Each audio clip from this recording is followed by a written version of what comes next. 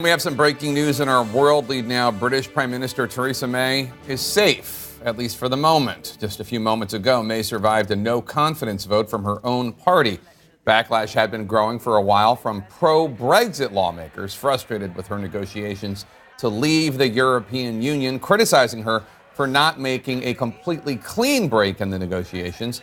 CNN's Bianca Nobilo is in London for us. And Bianca, despite the fact that Prime Minister May is safe for the next year, the Brexit plan is still in chaos. March 29th is the agreed upon date that England will leave the EU.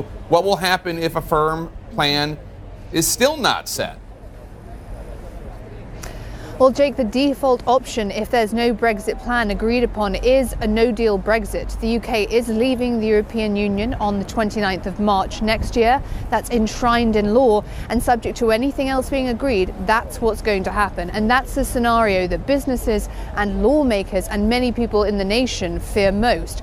So that's what the Prime Minister is trying to avoid. But her plan is so unpopular and loathed by members of her own party for all different reasons. Today, she tried to relaunch her mission. Let's take a listen. So here is our renewed mission: delivering the Brexit that people voted for, bringing the country back together, and building a country that truly works for everyone.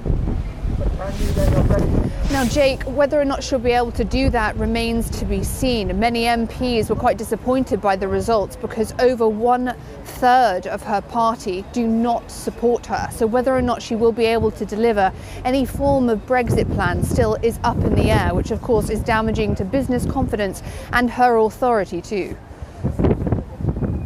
All right, Bianca, thanks so much. Appreciate it. Let's go to CNN's Nick Robertson. He's at 10 Downing Street. He just saw the Prime Minister come out. Nick, what comes next?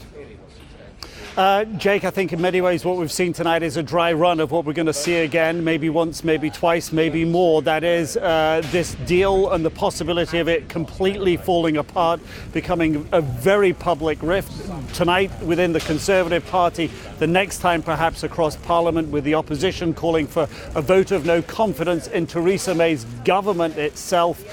So the knock-on effect potentially becomes much, much more real, that Britain leaves the European Union without a deal, to uncertain economic times, to a knock-on economic impact in Europe that Europe doesn't want either, that will affect Britain badly and will also have a ripple effect, potentially impacting businesses in the United States. This is not a small thing that is happening here. As I say, the tensions tonight, the drama, a dry one. We're really back where we were, exactly the same place where we were this morning. The troubles are just beginning, renewed tomorrow, Jake. And Nick, what does this mean, this vote total, in terms of Prime Minister May's future ability to govern?